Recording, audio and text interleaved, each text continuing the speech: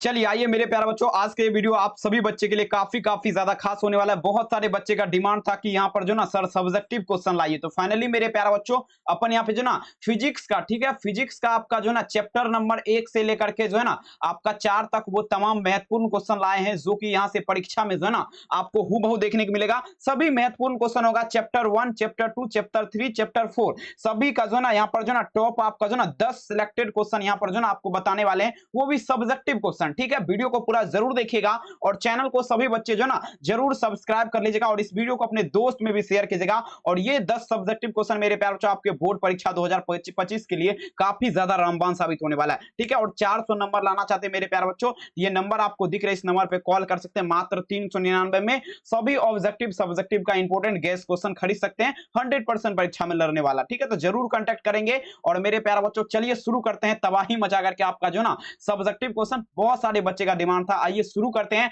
आपको पूरा गजब और शानदार तरीके से बताएंगे, वो भी समझा समझा करके बताएंगे। ठीक है, तो चलिए मेरे प्यारे बच्चों यहां पर देखेंगे पहला नंबर क्वेश्चन और पहला ये सब्जेक्टिव क्वेश्चन देखेंगे। आप जो ना इसको कॉपी में उतार लीजिएगा, नहीं तो मेरे प्यारे बच्चों जो ना क्या करना, कॉपी में उतार लेना है, अन्यथा ठीक है इसको जो ना स्क्रीनशॉट इसका ले लेना है। समझ रहे बात को? तो चलिए शुरू करते हैं मेरे प्यारे बच्चों, पहला नंबर क्वेश्चन आएंगे। पहला नंबर क्वेश्चन कहता है आवेश संरक्षण सिद्धांत आपका क्या मेरे प्यारे बच्चों? ठीक है, कौन देखिए क्या कहता है मेरे प्यारे बच्चों, आवेश का संरक्षण सिद्धांत किसे कहते हैं? इस टाइप से भी क्वेश्चन पूछा जा सकता है। तो चलिए आपको बता दें, देखेंगे आपको लिखना है, ठीक है ना, आंसर दे देना है, इस प्रकार से आपको लिखना है। लिखना है इस नियम के अनुसार, ठीक है, क्या लिखना है? इस नियम के अनुसार, ठीक है, आवेश एक संरक्षित राशि है। क्या लिखना है? आवेश एक प्रकार ऑब्जेक्टिव में भी पूछेगा आवेश कौन सा राशि है, तो क्या लिखना है आपको? आवेश संरक्षित राशि है। ठीक है, लिखना मेरे बच्चों इस नियम के अनुसार आवेश क्या है? संरक्षित राशि है। इसको जो ना ना तो उत्पन्न किया जा सकता है और ना ही मेरे प्यारे बच्चों क्या किया जाता है? नष्ट किया जाता है। ठीक है, इसे एक वस्तु से दूसरे वस्तु में स्थानांतरित, मतलब क्या है, एक जगह से दूसरे जगह तक ले जाया जा सकता है। समझ रहे बात को? ठीक है, अतः किसी एकल निकाय में कुल आवेश हमेशा नियत होता है, अर्थात इस प्रतिक्रिया क्या कहते हैं? आवेश संरक्षण का सिद्धांत कर सकते हैं। ठीक है, अगर आप ध्यान दीजिएगा, अगर आप यहां से लेकर के, ध्यान से देखेंगे, यहां से लेकर के यहां तक अगर नहीं लिखना चाहते, यहां तक अगर नहीं लिखना चाहते, तो बस आप इतना लिख दीजिएगा। ये लाइन अगर आप टच कर देते हैं, ठीक है, हम थोड़ा कलर बदल के बताएंगे। ये लाइन, ठीक है, ये लाइन जो है ना, ये लाइन बस आप इतना लिख देंगे, आप इतना, ठीक है, तो तब पर भी आपको 2 नंबर मिल जाएगा। ठीक है, यहाँ पर लिखना, क्या लिखना है? किसी एकल निकाय में कुल आवेश हमेशा नियत रहता है, अर्थात इसे आवेश संरक्षण का सिद्धांत कहते हैं। इतना भी लिख देंगे तो आपको 2 नंबर फिक्स मिल जाएगा, कोई दिक्कत वाली बात नहीं। और इतना अगर लिखते हैं यहां से लेकर के यहां तक, तो और बढ़िया वाली बात है। ठीक है, और बढ़िया नंबर मिलेगा, 2 ही मिलेगा, लेकिन भौकाल तरीके से मिलेगा। समझ रहे ना? तो जरूर आपको इसको जो ना इसका स्क्रीनशॉट एक बार ले लीजिए गजब तरीके से। और जिसका भी इंग्लिश मीडियम से अगर आप हैं, तो यहाँ पर इंग्लिश मीडियम का भी बच्चे के लिए यहाँ पर व्यवस्था हमने कर दिया है, नीचे में देख लीजिए, इसको आप जो ना उतार सकते हैं कॉपी में, अन्यथा इसका स्क्रीनशॉट मार सकते हैं। ठीक है, चलिए मेरे प्यारे बच्चों अब दूसरा नंबर क्वेश्चन की ओर बढ़ते हैं। क्वेश्चन देखिएगा क्या कहता है, ये भी आपके लिए बहुत ज्यादा इंपॉर्टेंट क्वेश्चन है। कहता है विद्युत द्विध्रुव आघूर्ण क्या है? इलेक्ट्रिक डिपोल मोमेंट का बात है। ठीक है, विद्युत द्विध्रुव आघूर्ण किसे कहते हैं? बस आपको ये समझना है, ध्यान दीजिएगा, विद्युत द्विध्रुव आघूर्ण किसे कहते हैं। अब देखिए विद्युत द्विध्रुव आघूर्ण किसे कहते हैं, यह जानना है। देखेंगे यहाँ पर आंसर दे देना है, उसके बाद आपको लिखना है। कहता है किसी द्विध्रुव के, कहता है किसी द्विध्रुव के विद्युत द्विध्रुव का परिणाम, ठीक है ना, किसी एक आवेश को मान, ठीक है, तथा आवेशों के बीच की दूरी के गुणनफल को जो ना क्या कहा जाता है? विद्युत द्विध्रुव आघूर्ण कहा जाता है। और जिसे अगर बात करें, इसे जो ना P से सूचित किया जाता है। किसी विद्युत द्विध्रुव आघूर्ण को किससे सूचित किया जाएगा?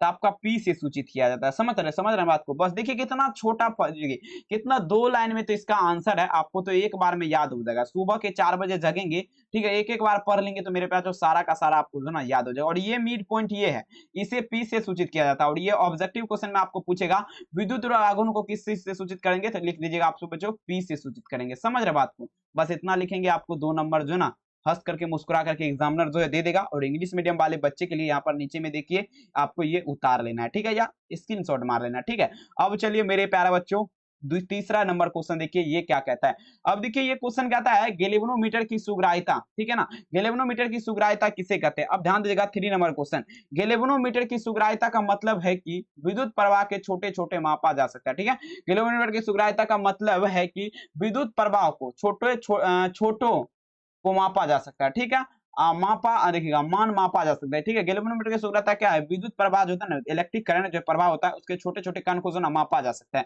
और जो ना ये देखिएगा गैल्वेनोमीटर की सुग्राह्यता कितने प्रकार के होते हैं? तो 3 प्रकार के होते हैं। पहला में आपको क्या लिखना?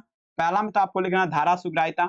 दूसरा में अगर आपको क्या लिखना, दूसरा में लिखना है वोल्टता सुग्राह्यता। तीसरा में आपको क्या लिखना मेरे पास? तीसरा में धारा सुग्राह्यता। ठीक है, बस आपको ये तीन में से किसी एक को जो है ना जरूर लिखना है, ठीक है। और यहाँ पर देखेंगे कहता है किसी धारा कैसा कहता है किसी धारा, ठीक है, किसी धारा मापी की सुग्राह्यता का मान कुंडली के एक प्रति एकांक के लिए उत्पन्न विद्युत क्षेत्र आधार पर किया जा सकता है।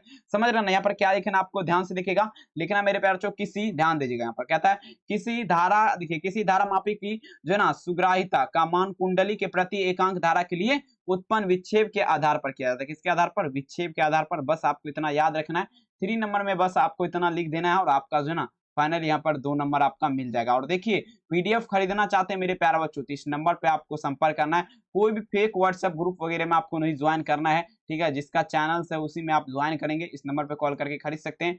399 में सभी विषय का पीडीएफ आपको दिया जाएगा, ठीक है। आइए मेरे प्यारे बच्चों अगला क्वेश्चन देख लेंगे। यहाँ पर क्वेश्चन कहता है, देखिए ये 4 नंबर, ये क्वेश्चन कोई परिचय का मोहताज नहीं, काफी इंपोर्टेंट है। कहता है भंवर धारा आपका क्या है, बताएंगे ईडू करंट जिसे बोला जाता है, ठीक है। भंवर धारा किसे कहते हैं, ऐसा भी आपको क्वेश्चन रह सकता है, ठीक है ना, आपको ध्यान से देखना है। चलेंगे अब बताते हैं आपको भंवर धारा किसे कहते हैं, ठीक है। देखेंगे अब देखिए मेरे प्यारे बच्चों, देखिएगा अब यहाँ पर एक क्वेश्चन और ऑब्जेक्टिव में आपको पूछेगा, ठीक है, ट्रांसफार्मर का जो कोड है वो परतदार क्यों बनाया जाता है, ट्रांसफार्मर का कोड परतदार जो है ना आपको क्यों बनाया जाता है, तो देखिए लिखिएगा भंवर धारा की कमी को रोका जा सकता है, ठीक है। और यहाँ पर भंवर धारा का परिभाषा पूछ रहा है, यहाँ पर क्या लिखना है, किसी चालक के भीतर परिवर्ती चुंबकीय क्षेत्र होने में उसमें विद्युत धारा उत्पन्न होती है, उसे भंवर धारा यानी कि ईडू करंट कहते हैं, ठीक है। क्या क्या लिखना मेरे प्यारे बच्चों, किसी चालक के भीतर परिवर्ती चुंबकीय क्षेत्र होने पर उसमें क्या होता है, विद्युत धारा उत्पन्न होता है, उसे भंवर धारा यानी कि ईडू करंट कहते हैं। और धारा की ये भड़वे, ठीक है, चुंबकीय क्षेत्र पैदा करते हैं। धारा का जो ना भरा हुआ भाग होता है क्या करता है, चुंबकीय क्षेत्र मतलब मैग्नेटिक पोल जो आपको उत्पन्न करता है। यह चुंबकीय से बाहर आरोपित चुंबकीय क्षेत्र में परिवर्तन का क्या करता है, विरोध करता है, समझ रहे हैं ना। और यहाँ पर देखेंगे ईडू करंट कहता है when the change of magnetic field missed a conductor and electric current, ठीक है, gradient to which of the killed eddy current. इस प्रकार से आपको जो इंग्लिश मीडियम वाले बच्चे को देख लेना है एक बार, ठीक है। और इसको जो है ना सारा का सारा आपको आराम से लगा देना है, 2 नंबर का क्वेश्चन है, बढ़िया से आपको पढ़ना है, ठीक है। अब चलेंगे 5 नंबर में क्वेश्चन देखिए, कहता है ब्रूस्टर्स का नियम क्या कहता है, आपको देखेंगे रूल ऑफ ब्रूस्टर्स का बात पे। ब्रूस्टर्स का नियम किसे कहते हैं, 5 नंबर क्वेश्चन, ब्रूस्टर्स का नियम क्या कहता है, देखेंगे ब्रूस्टर्स लॉ।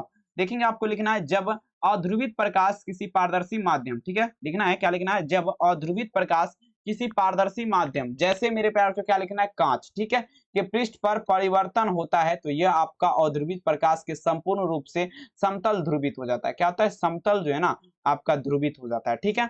बस आपको इतना लिखना है, ठीक है, ध्रुवित हो जाता है। अभी परिभाषा नहीं हुआ है, नीचे में परिभाषा है, देख लेंगे।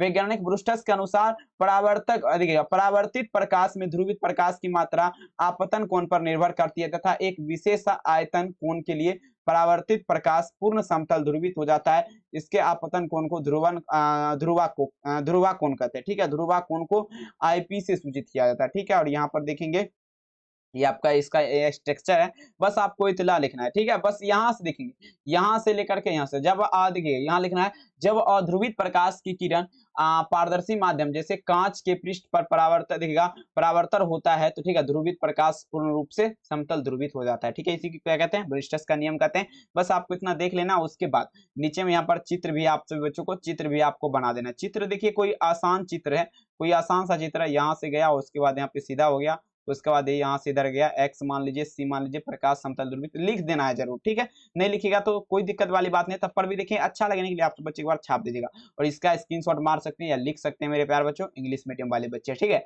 अब चलेंगे 6 नंबर क्वेश्चन आपके स्क्रीन पे। ये क्वेश्चन देखिए मेरे प्यारे बच्चों, कहता क्या देखिएगा, आसमान का रंग नीला क्यों दिखाई देता है, स्काई कहता है वाह, देखिएगा वाह स्काई कलर। अब पूछा मेरे प्यारे बच्चों इसे बोल, कहता है मेरे जो आसमान का रंग जो है ना पूछा जा रहा है नीला क्यों दिखाई देता है, इसको थोड़ा बड़ा कर लें क्या, बिल्कुल कर लेना चाहिए क्योंकि देखें देखने में थोड़ा अच्छा लगेगा।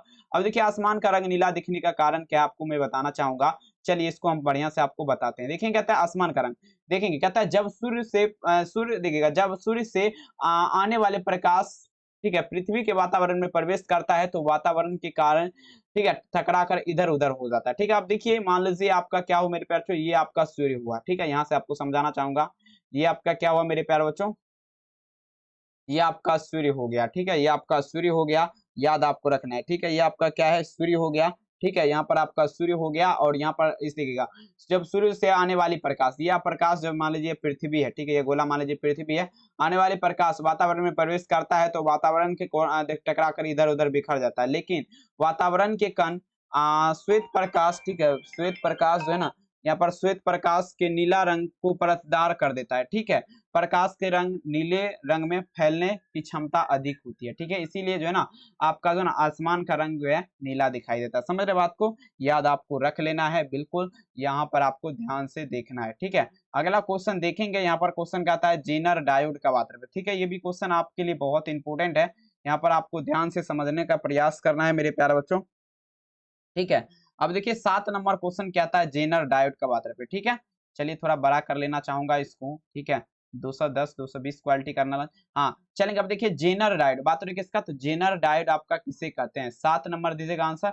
जेनर डायोड आपका क्या है, देखेंगे तो जेनर डायोड का अगर बात करें मेरे प्यार से ध्यान दीजिएगा, कहता है जेनर डायोड एक प्रकार का जो है ना आपका जो ना प्रकार का डायोड, ठीक है, जो अपने एनोड से कैथोड तक, ठीक है, अब देखिएगा अपरंकिक तरीकों से आपका जो है ना करंट प्रवाहित करता है, ठीक है, होने देता है, यानी कैथोड के संबंध में एनोड पॉजिटिव होता है। देखेंगे अब यहाँ पर देखिए परिभाषा कुछ उल्टा पुल्टा है, लेकिन आपको ध्यान से मैं बताना चाहूंगा। देखिए कहता लिखिएगा जेनर डायोड एक प्रकार का क्या है, डायोड है, ठीक है। जेनर डायोड क्या एक प्रकार का डायोड है जो अपने एनोड से कैथोड तक, ठीक है, पारंपरिक तरीकों से, ठीक है, करंट प्रवाहित करते हैं, इनकी धारा प्रवाहित करते हैं, यानी कैथोड संबंध में एक एनोड पॉजिटिव। देखिए कैथोड जो है ना, ये जो है आपको यहाँ पर क्या लिखा है, ध्यान दीजिएगा, कैथोड संबंध में एनोड, ये आपका क्या है मेरे प्यार जो एनोड है, और ये आपका क्या है कैथोड, इसके संबंध में ये आपका पॉजिटिव चार्ज होगा, ये आपका निगेटिव चार्ज होगा। बस आपको इतना ध्यान देखना है, बस आपको हो गया। नीचे में देख लीजिए इंग्लिश में, हमारे बच्चे आराम से पढ़ सकते हैं, यहाँ पर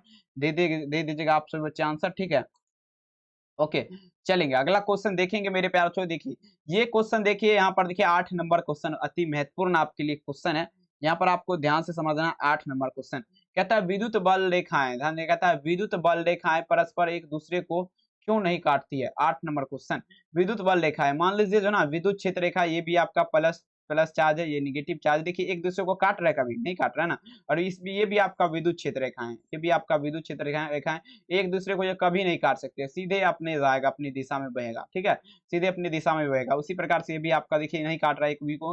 अब ये कहता है बल रेखाएं, ठीक है, लिखना है बल रेखाएं परस्पर एक दूसरे को नहीं काटती है, क्योंकि यदि ये परस्पर काटेगी तो कटान बिंदु पर जो ना स्पर्श रेखा परिमितीय क्षेत्र में व्यक्त करेगी, जो कि असंभव है। देखिए यहाँ पर कटान बिंदु है ना, यहाँ पर देखिएगा काट नहीं सकता, अगर काट देगा तो परिमितीय क्षेत्र जो है ना आपका जो है ना परिमितीय क्षेत्र जो है आपका क्या करेगा, व्यक्त करने लगेगा। यहाँ पर समझ रहे बात को। इसी प्रकार से आज आपका जो ना विद्युत क्षेत्र रेखा ऑब्जेक्टिव में भी आपको क्वेश्चन पूछा जाएगा, क्या विद्युत क्षेत्र रेखाएं एक दूसरे को काट सकती है, ठीक है। ऑब्जेक्टिव में क्या लिखेगा, क्या विद्युत क्षेत्र रेखाएं एक दूसरे को काट सकती है, तो आपको लिखना है कभी नहीं काट सकती है, ठीक है, याद रखिएगा, ठीक है। बस आपको यहाँ से आपका आंसर सारा का सारा क्लियर हो गया। अब चलेंगे यहाँ पर देखेंगे 9 नंबर क्वेश्चन, देखिए कहता है क्या, देखेंगे कहता है कला मांडुला, ठीक है। 9 में क्या लिखना है, कला मांडुला, यहाँ पर पूछा मेरे प्यारे बच्चों, ठीक है। फेज मॉड्यूलेशन जिसे बोला जाता है इंग्लिश में, ठीक है, इंग्लिश मीडियम वाले भी यहाँ पर नीचे में देख सकते हैं। फेज मॉड्यूलन किसे कहते हैं, देखेंगे कला मांडुला, जब वाहक तरंग की कला, ठीक है, क्या लिखना है, जब वाहक तरंग की कला मूल तरंग या मूल सिग्नल या मूल देखिएगा मॉड्यूला सिग्नल के अनुसार परिवर्तित होता है, तो लेकिन ठीक है परिवर्तित होती है, लेकिन वाहक तरंग का आयाम जो है ना आवृत्ति में कोई परिवर्तन नहीं होता है, इसे क्या कहते हैं मेरे प्यारे बच्चों, ठीक है, कला मांडुला कहते हैं। ध्यान दीजिएगा क्या लिखना मेरे प्यारे बच्चों, जब वाहक तरंग की कला, ठीक है, क्या लिखना, जब वाहक तरंग की कला मूल तरंग, ठीक है, मूल तरंग या सिग्नल या मॉड्यूलेशन सिग्नल के अनुसार परिवर्तित होती है, लेकिन वाहक तरंग के आयाम और आवृत्ति को जो है ना परिवर्तन नहीं होता है, इसी को क्या कहते हैं मेरे प्यारे बच्चों, कला मांडुला कहते हैं, यानी कि जो ना पेज मॉड्यूलेशन। यहाँ पर देख सकते हैं इंग्लिश मीडियम वाले बच्चे पेज मॉड्यूलेशन के बारे में यहाँ पर ध्यान से देख सकते हैं, और इसको जो है ना अपने कॉपी में भी उतार सकते हैं, ठीक है, आराम से समझ रहे बात को। अब चलेंगे 10 नंबर क्वेश्चन आपके स्क्रीन पे, यहाँ पर देखेंगे कहता है क्या है, देखेंगे लास्ट क्वेश्चन ये आपका होगा। और सभी बच्चे से आग्रह, इस चैनल को सब्सक्राइब कर लीजिए, घंटी को जरूर दबा लीजिएगा,